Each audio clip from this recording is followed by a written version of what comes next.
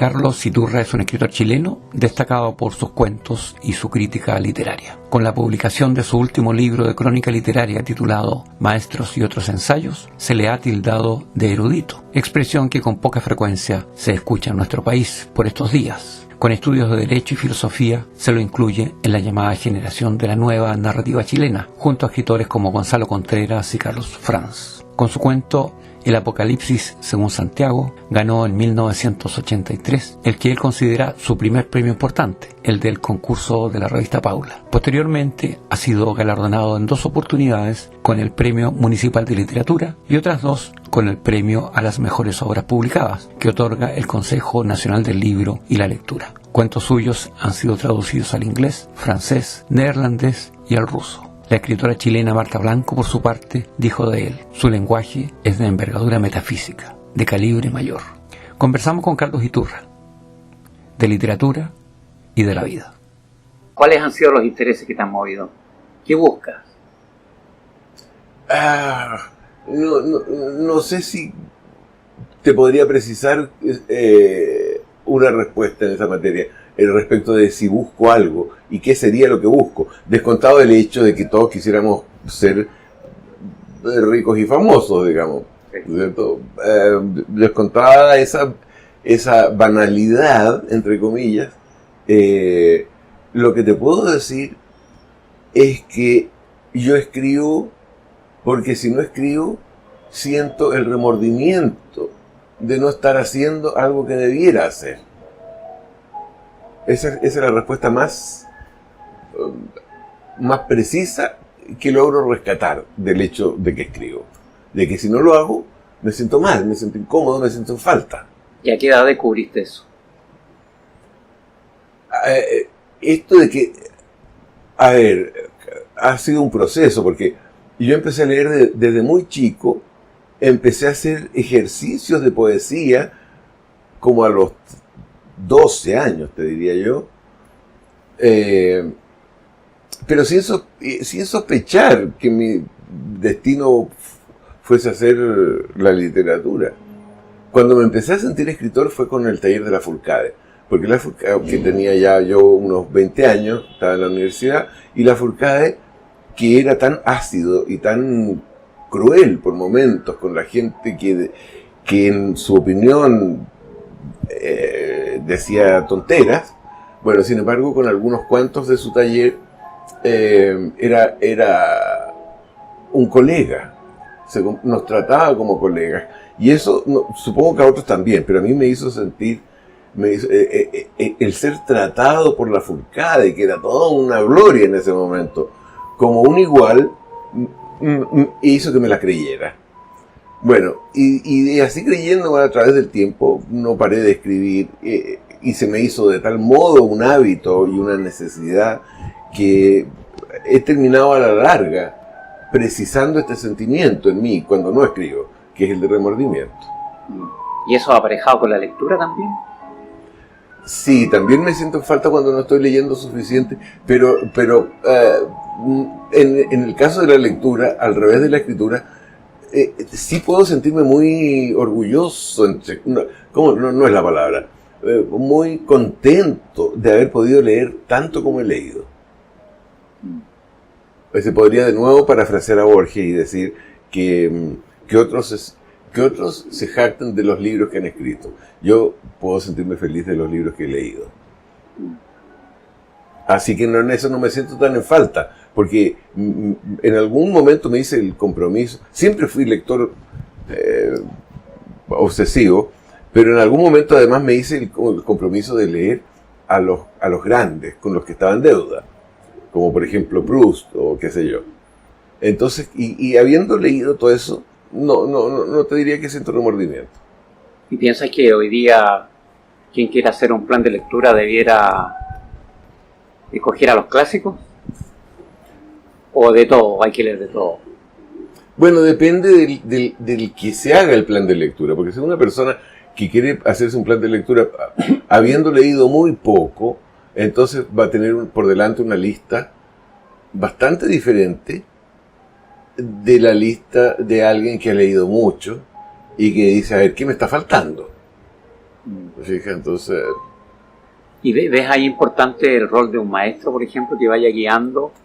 Sí, pues ahí sería muy interesante que particularmente la persona, el primer ejemplo, el de quien quiere leer cosas importantes pero ha leído poco, bueno, le convendría mucho que lo asesorara, que lo ayudara, que le hiciera sugerencias a una persona que esté más adelantada en ese mismo camino.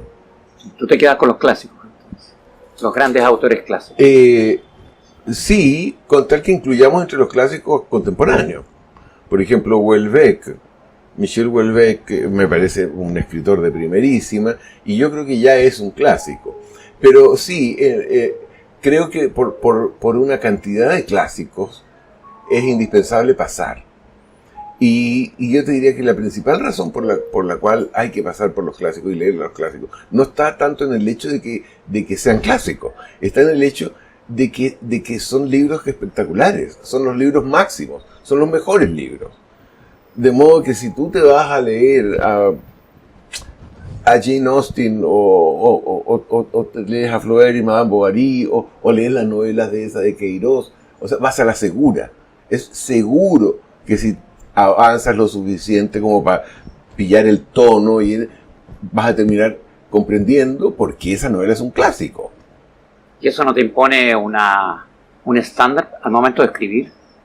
Es decir, si tú vas a escribir, ¿no quisieras partir como escribiendo como escribían los clásicos?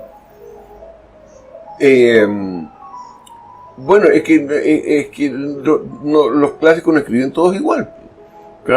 Digamos, depende del clásico que te guste más. Me refiero a exigencia de calidad, digamos, de tanto en la parte formal como en el contenido. Yo creo que en ese sentido ejerce una influencia muy positiva la lectura de los clásicos, porque te muestra hasta dónde se puede llegar en materia de conmover, de mostrar la vida, de distraer, de divertir.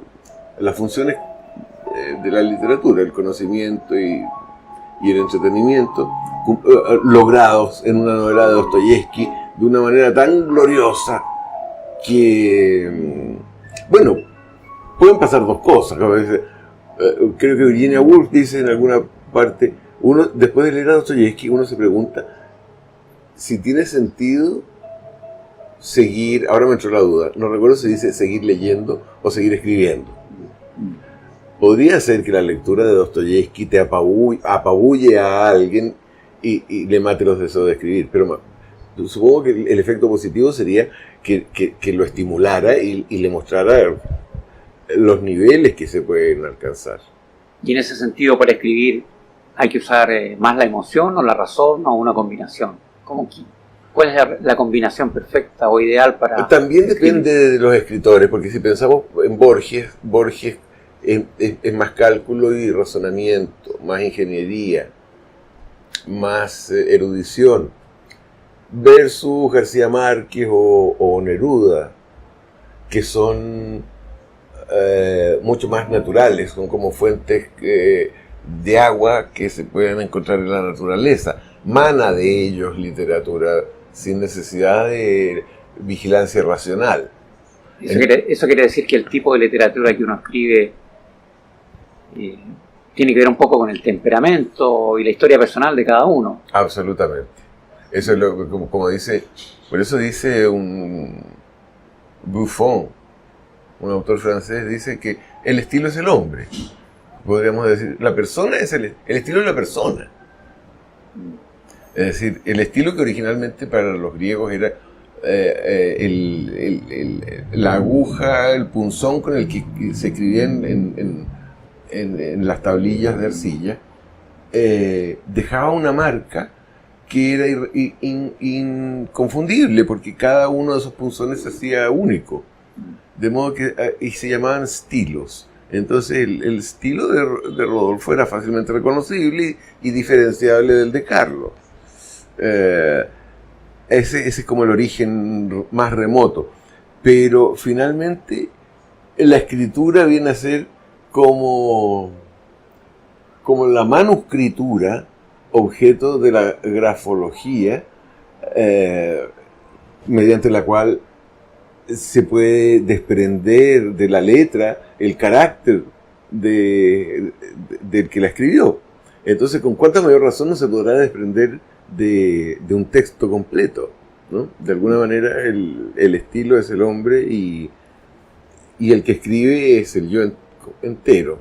Y si hay tanto compromiso con el ser, llamémoslo, con el yo, la literatura puede ser una terapia en el plano de la vida cotidiana. Entonces, la lectura y la escritura. y la escritura...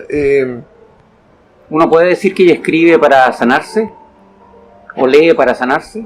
Yo creo que sí, yo creo que mucha gente lo dice. Y en el caso, que especialmente te menciono mi caso de que yo me siento en falta y me siento culpable si no escribo, dicho al revés, efectivamente, es una terapia maravillosa para esa sensación cuando escribo. Y cuando he escrito algo y termino algo, es una felicidad enorme. Pero no sé si tendría que preguntárselo a un psiquiatra. Surge de aquí entonces el tema de los maestros. Mencionaste a Lafourcade. ¿Qué otros maestros has tenido o identificas tú que has tenido en tu vida literaria? Bueno, han sido muy importantes Lafourcade, Donoso y el padre Lira. Porque con Donoso como que aprendí ciertas cosas que Lafourcade no enseñaba. Y el cura Lira era un gran filósofo, así que con él me adentré en ese campo que me gusta tanto.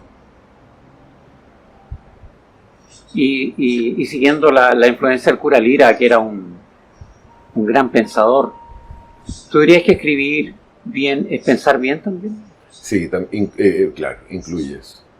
Sí. ¿Incluye o requisito? Digamos que la buena escritura se compone de dos cosas, y una de esas es pensar bien, y la otra es escribir bien. Curiosamente, no corren parejas ni son lo mismo. Y en ese caso, el que escribe debe tener en cuenta al eventual lector, adaptar lo que escribe a quien lo va a leer, o eso no se tiene en cuenta al momento de escribir. A ver, yo te puedo hablar por mí nomás. Yo pienso lo mejor posible de mis eventuales lectores, en el sentido de que siento que no debo, de que tienen suficiente filtro como para detectar lo deficiente. Entonces trato de privarlos de toda falla, de todo defecto, los textos, de modo que complazcan.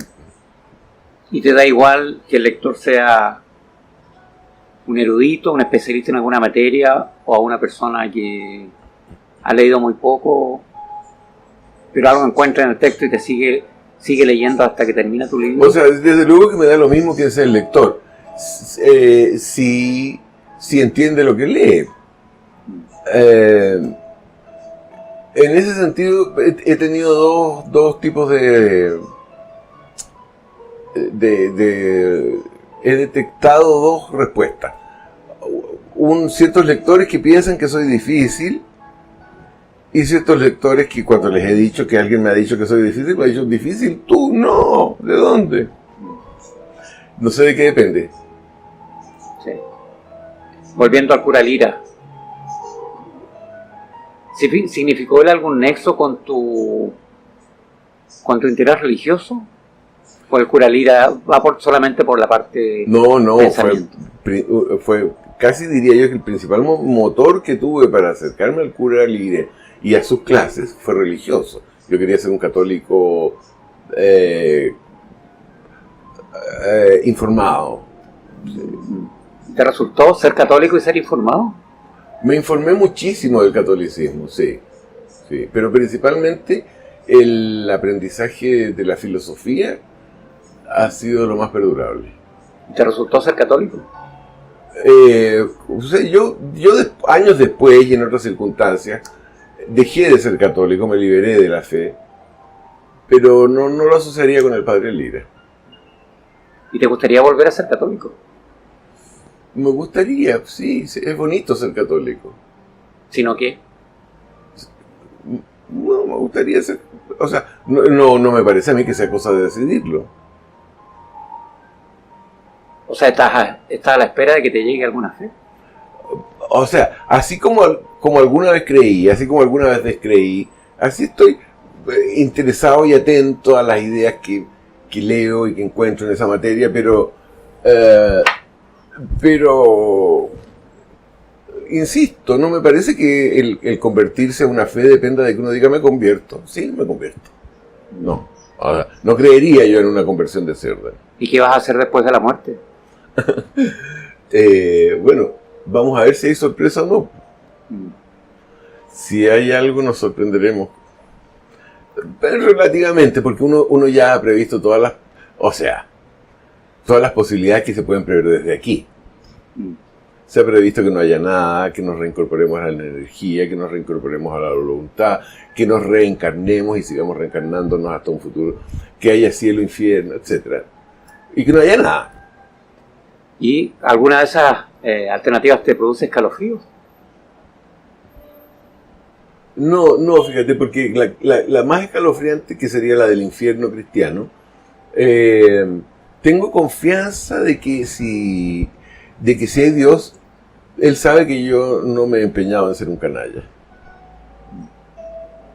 Más bien he intentado ser correcto. Sí. ¿Y en ese sentido le das algún valor al cristianismo como el principal movimiento religioso de Occidente? Es un enorme valor, porque yo sí me siento muy occidental. Siento que la cultura occidental es mi cultura, no puedo imaginarme cómodo en otras circunstancias. Y esa cultura, que en algún momento, por su nombre completo podríamos decir, por muchos años fue la cultura cristiana occidental, ha dejado de ser cristiana, pero no ha dejado de ser nuestra cultura. Y no hay escapatoria. Aquí. A ser occidental. No, o sea, yo creo que uno no tiene escapatoria a ser el que es. ¿Y ves que la humanidad podría convertirse en una humanidad india o una humanidad china, por ejemplo? Citando a otras con sus culturas grandes. Bueno, claro, si uno se pone a pensar en términos de la actual geopolítica y ve la pugna que hay por destronar a la primera potencia, por la pugna que hay por acabar con este mundo unipolar y generar un mundo multipolar o bipolar, que suena todavía peor. A mí me parece que es una empresa inevitable por una parte, pero por otro tremendamente peligrosa, porque no hay manera de desbancar a un imperio sin que el imperio se resista. De modo que los empeños chinos y rusos lo único que pueden augurar es una hecatombe. Y si ganara otra cultura que la nuestra y vernos sometidos a un gobierno como el de alguno de esos países, bueno, sería una catástrofe apocalíptica, esa cosa en términos culturales, ¿no? ¿Y qué crees tú que definiría principalmente a la cultura occidental? ¿El cristianismo? No, lo que define la cultura... A ver, la cultura... Cuando se habla de la cultura occidental suelen mencionarse en sus orígenes la filosofía griega, la religiosidad judía y la legalidad romana y ciertas instituciones sociales de los pueblos germánicos. Bueno, todo eso se ha traducido en que en el tiempo presente, en la actualidad del siglo XXI, la cultura occidental es la que ofrece mayor respeto por el individuo y una mayor y más amplia gama de posibilidades de destino personal, de elección y concreción de destino personal para los individuos, en un grado muy superior comparativamente a cualquier otra de las culturas que podamos considerar de gravitación global. Bueno, Chile forma parte de Occidente. ¿Le llega algo de eso que has mencionado a Chile? Bueno, sí, yo diría que todo, porque somos, digamos, nuestra formación es judeo-cristiana, nuestras instituciones mentales, por así decirlo, nuestras formas de razonamiento van con la filosofía, con la lógica que ha sido desarrollada por Occidente. Y el sentido de la ley, que se remonta al derecho romano, y el Estado de Derecho, que son cosas muy fundamentales en una civilización, son características de Occidente. ¿Y es eso lo que está atacando el movimiento, las acciones de la deconstrucción en Chile? Bueno, yo no sé, yo no lo llamaría deconstrucción. A mí me parece que son... porque creo que la deconstrucción además ha tenido un papel muy interesante en la crítica literaria. En cambio que este fenómeno que estamos contemplando ahora, a mí me parece que es una suerte de demolición. De demolición de origen ideológico marxista, indudablemente, porque todos sabemos que el marxismo propone su propio edificio social y económico, y para instalar ese tiene que demoler el que hay. Y en ese camino estaría el matrimonio homosexual, por ejemplo. A ver, es que yo soy partidario del matrimonio homosexual, pero soy contrario a la ideología de género.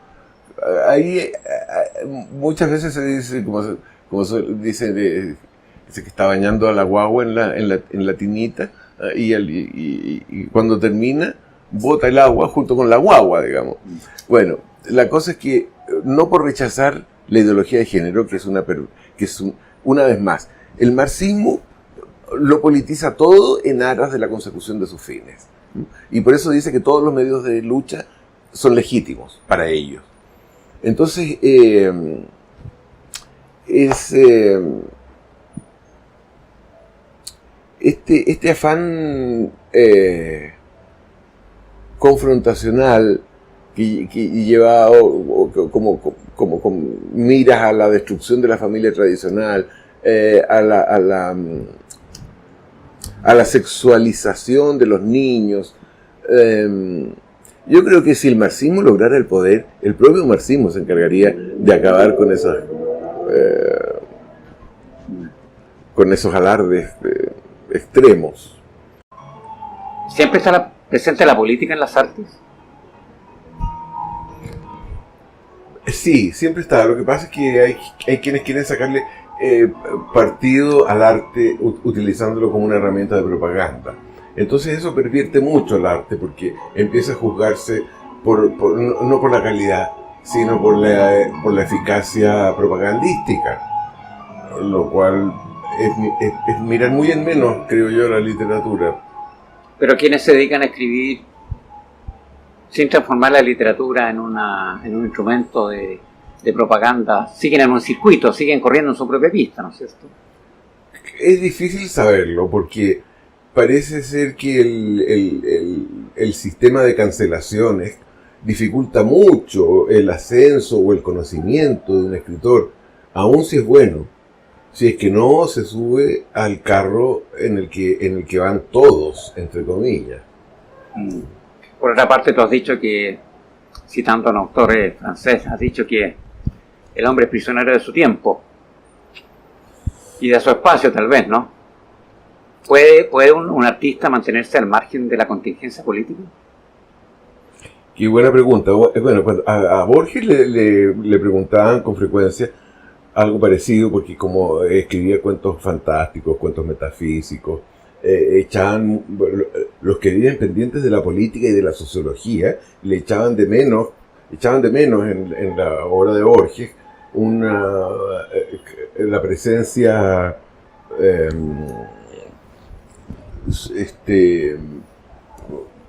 del mundo contemporáneo.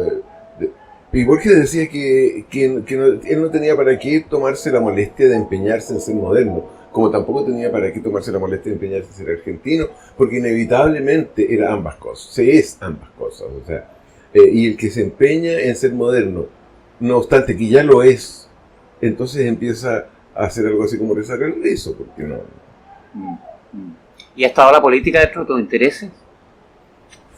¿Acerca de qué escribes? ¿Qué es lo que más qué es lo que persigues? ¿Qué es lo que quieres mirar a través de la literatura?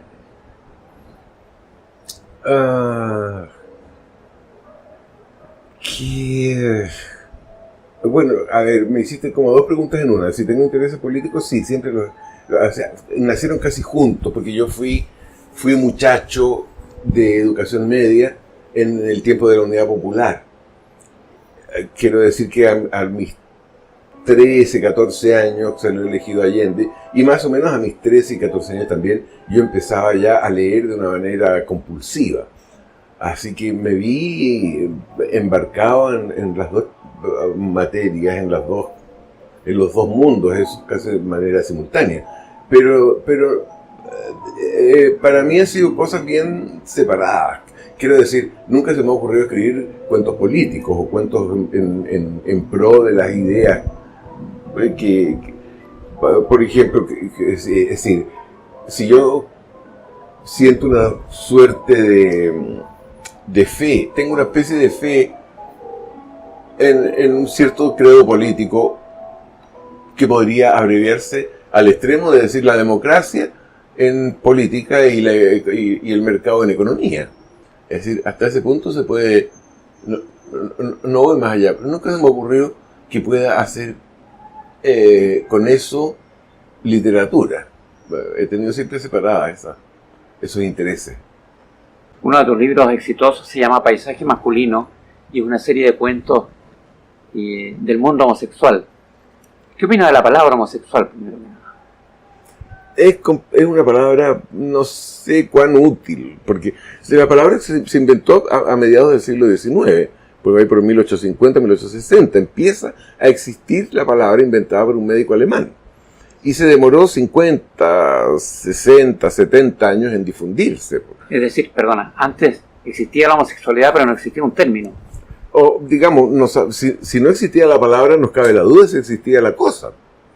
Porque se llamaba de otra manera, se le llamaba pecado, se le llamaba sodomía, pero no tenía la denominación. Como te digo, esta palabra la inventó un médico alemán cuyo nombre en este momento se me escapa. Y yo creo que tengo mis dudas de que haya sido útil, porque hasta que no se inventa la palabra, las relaciones afectivas eran mucho más fluidas entre personas del mismo sexo. Uno lee, por ejemplo, en Goethe, en autores del siglo XIX o anteriores, la amistad entre jóvenes, entre hombres, se toman de la mano, se hacen cariño, una cantidad de manifestaciones de aprecio que no tienen, que el autor del libro no tenía ningún inconveniente en poner por escrito, porque no se podía pensar mal de ellas. Bueno, ¿qué nombre le ibas a poner a eso? Pero cuando existe ya la palabra homosexualidad, entonces instantáneamente la pregunta, ¿aplica esa palabra? Y entonces eso ha inhibido la presencia, la amenaza de presencia de esa palabra, que va a rotular y que va a separar y a delimitar, inhibe, yo creo, algo que antes era frecuente. Por ejemplo, las descripciones, los autores, Balzac, Tolstoy, abundan en descripciones de personajes masculinos, de los que son guapos, y los describen como guapos, sin complejo, sin ningún complejo. Al punto de que los mal pensados, posteriormente, ya existiendo la palabra, se preguntan, bueno, pero Balzac parece que le gustaban los hombres, porque los describe a fulano y a su tal. Pero yo creo que más bien se debía a eso, a que no había el temor de merecer esa palabra. Pero eso tiene que ver con la apreciación estética.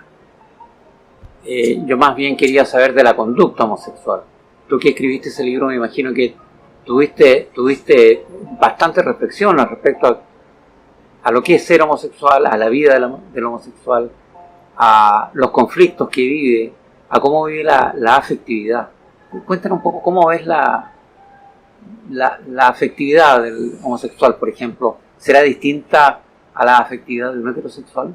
No, me parece imposible que sea distinta. No, en esa materia no veo ninguna diferencia.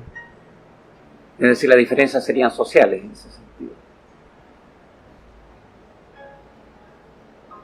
¿En qué sentido? En que la sociedad le pone un adjetivo negativo a ese acercamiento que podría ser el mismo que el de los heterosexuales. Sí, pero fíjate que ahora estamos viviendo en unas circunstancias en las que hay cosas más graves que esas. O sea, ha habido una evolución ya en los años 20 del siglo pasado, la vida homosexual en Berlín y en París, y la aceptación, la naturalización del fenómeno era inevitable, creo yo. No había necesidad de pelear por acelerarlo.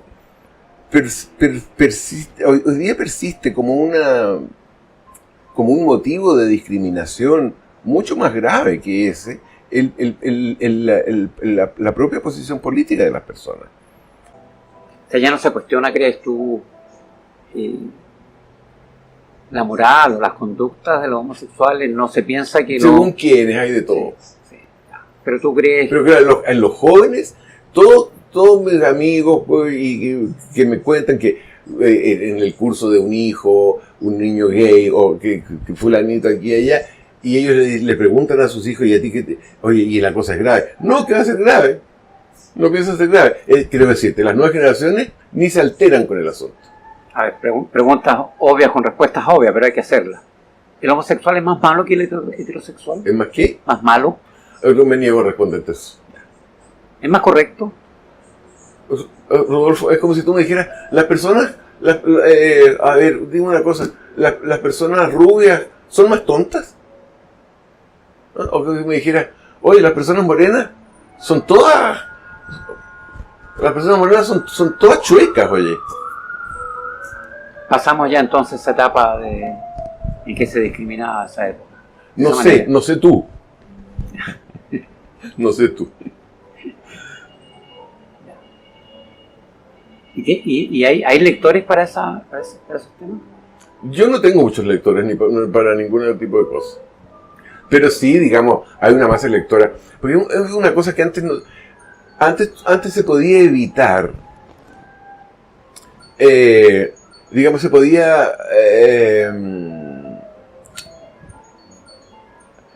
discriminar muy fácilmente al homosexual del pueblo, porque era uno y el pueblo eran 200. Pero ahora que las comunicaciones son tan fáciles, resulta que tenemos 200 pueblos y en cada pueblo hay uno. Entonces tenemos 200 en total. Y ya no es tan fácil perseguir a 200. Pero cuando tú publicaste ese libro, que yo creo recordar que fue en los años 90, el escenario era muy distinto. ¿Tuviste alguna dificultad interna o externa para publicarlo? ¿Tuviste que romper alguna barrera para decidirte a escribir paisaje masculino? Sí, pero al mismo tiempo tenía la decisión tan firmemente, o sea, no había alternativa. Es lo que yo escribo y por ahí va. O sea, y al mismo tiempo sabía que era una cosa pionera, porque el tema homosexual se ha abordado desde principios, por lo menos desde el principio del siglo XX, con autores importantes como Dalmar. Pero con lo que pudiéramos llamar con la característica gay, si que hubiera tal cosa como literatura gay, yo creo que no hay un antecedente para mi libro. Es decir, ¿qué es la cosa gay vista en los términos contemporáneos? Ligeramente, casi un atisbo de... Pero yo te diría que el mío fue pionero. Lo planteas como algo que era inevitable escribir, siguiendo tu lineamiento personal. Sí. ¿Eso tiene que ser un escritor? ¿Un escritor está obligado a seguir su impulso vital? Yo creo que tiene que hacerlo de una manera controlada. Y es algo que no va a poder hacer si tiene hijos, nietos, sobrinos, socios que están atentos a ver si es lo bastante correcto, si es lo bastante caballero, porque no va a poder romper con todo eso. No va a poder decir la palabra poto porque la suegra se desmaya.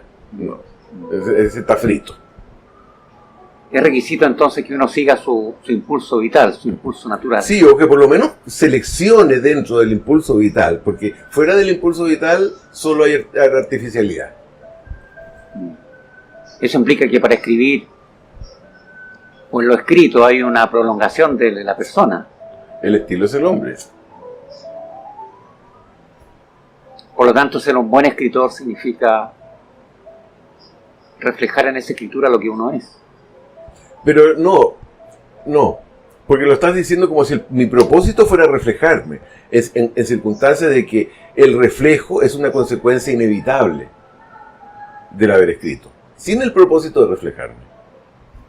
Mi propósito, salvo que ese sea el proyecto en marcha, mi propósito no tiene que ser cuando escribo un cuento reflejarme en ese cuento. Mi propósito tiene que ser un cuento bien escrito, entretenido y sabio, entre comillas. Pero consecuencia de volcarme de esa manera a escribir ese cuento es que ahí van a quedar ahí queda mi huella digital, yo. Con lo cual también queda anulado el propósito que muchas veces se mencionaba, que era que el escrito tenía que dejar una moraleja, una enseñanza. O todo escrito debe dejar una enseñanza. No, es que si es bueno la deja per se. ¿Y hay que escribir solo o principalmente acerca de grandes temas? ¿O un tema trivial y un escenario trivial puede ser suficiente? Sí, por supuesto. Ahí tienes a Catherine Mansfield. Con ínfimos detalles hace cuentos espectaculares. No, eso no es la importancia de la materia, digamos, la que da la importancia del cuento. Un pintor que pintó retratos de vagabundos de una provincia, yo le estaba invitando a que mostrara fuera de su provincia sus cuadros, y me dijo, pero es que estos vagabundos son conocidos en el pueblo y no afuera. No sé qué interés puede haber fuera del pueblo por estos personajes que son locales. ¿Puede uno, describiendo en una narración un personaje local, llegar más lejos? Ahí inevitablemente se acuerda uno del consejo de Tolstoy: si quieres ser universal, profundiza en tu aldea. No es necesario vivir en Nueva York para escribir cuentos importantes. No, al contrario, quizás ya Nueva York ya no, ya. Me gustaría hablar un poco nuevamente de los maestros, de Donoso, por ejemplo. Cuéntame, ¿cómo fue tu experiencia con Donoso? ¿Fue alegre, triste, sufrida? Fue maravillosa. Una de las cosas espectaculares de mi vida fue conocer a Donoso. En primer lugar porque llegaba precedido de su fama mundial. Y estar en su taller era un privilegio muy considerable.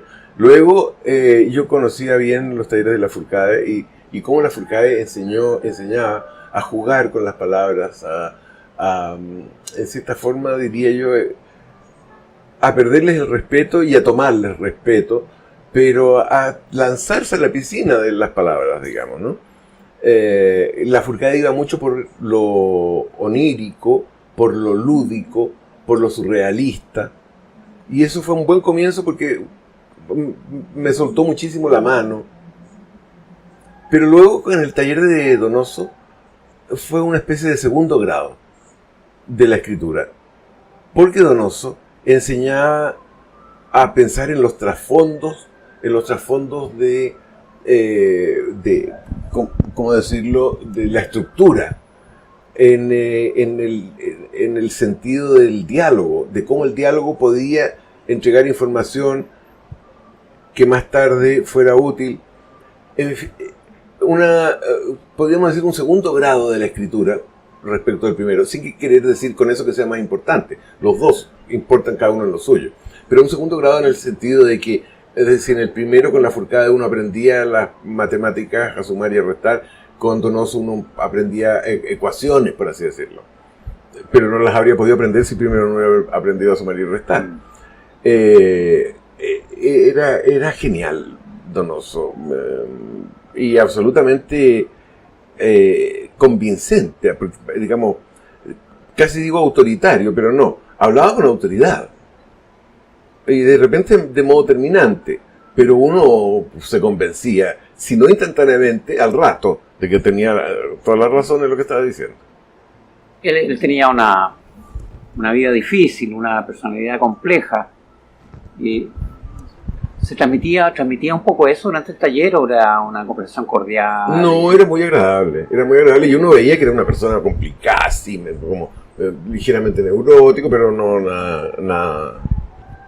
Y con él aprendiste a escribir cuentos. No, o darle y con Donoso. Siempre el cuento. ¿Por qué no has escrito novelas? Porque yo no aspiro a ser más que Borges.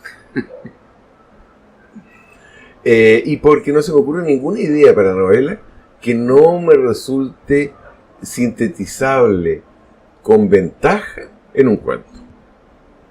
Nunca he dado con una idea lo bastante rica, habrá que decir, como para que su desarrollo requiriera 200 páginas.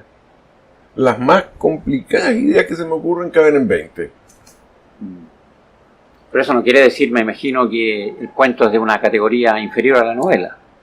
Tendrías que decir que Borges es inferior a Corín Tellado. Es bueno ser cuentista, entonces. Yo estoy muy feliz de ser cuentista porque además creo que hay muchas más posibilidades de que a uno le lean un cuento de que le lean una novela. Sobre todo en estos tiempos. En estos tiempos escasos de tiempo. ¿Y el teatro te ha llamado la atención? Oh, me dan unas ganas de haber escrito algo de teatro, pero no sé por qué también me está vedado el teatro. Y digo no sé por qué, porque cuando uno escribe cuentos, escribe diálogo. De modo que esa parte tendría, pero sin embargo no consigo una idea teatralizable. Poesía, en cambio, sí he escrito, y ensayo. Esos son mis géneros, ensayo, poesía y cuento. No, pero poesía quito poesía.